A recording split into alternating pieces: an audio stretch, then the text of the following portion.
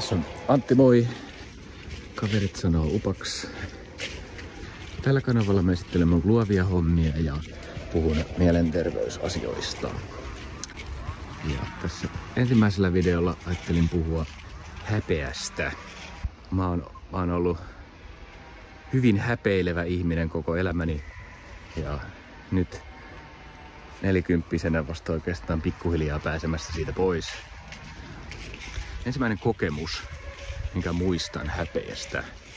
Oikeastaan melkein ainoita juttuja, jotka mä muistan ylipäätänsä tarhasta. Eli 4-5-vuotiaana. Leikittiin jollain duploilla tai vastaavilla palikoilla. Mä sitten siinä, mulla mielikuvitus lensi ja mä puhuin jostain kiinalaisista, joilla on neliskanttiset päät sun muuta ja rakentelin kuinka mä oon ollut siellä sun muuta. Sitten tää opettaja otti mut sivuun siitä ja sanoi mulle, että sun pitää lopettaa toi valehtelu.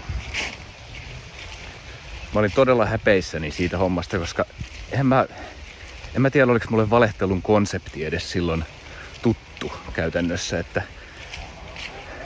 mä vaan leikin ja käytin mielikuvistustani ja muistan sen valtavan häpeen. Se on niin kuin yksi harvoja juttuja, mikä mä muistan niiltä ajoilta. Se on jäänyt mieleen lähinnä se tunne, kuinka mä en ollut sitten hyvä. Mä teen jotain väärin olemalla vain oma itseni.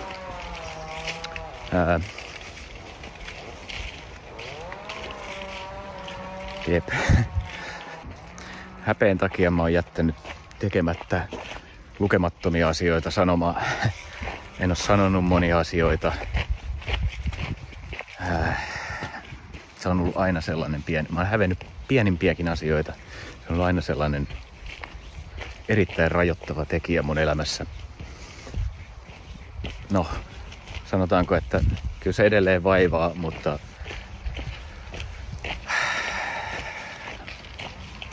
se edelleenkin vaivaa, mutta nykyään pystyy käsittelemään sitä silleen paremmin.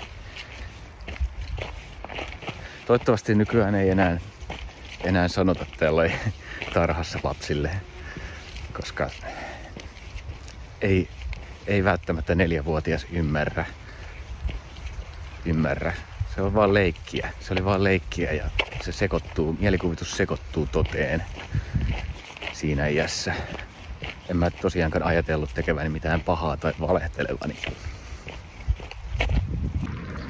Loppuhuomautuksena vielä, että paradoksaalisesti se häpeä on saattanut sitten vaikuttaa myöhemmin siihen, että valehteli asioista.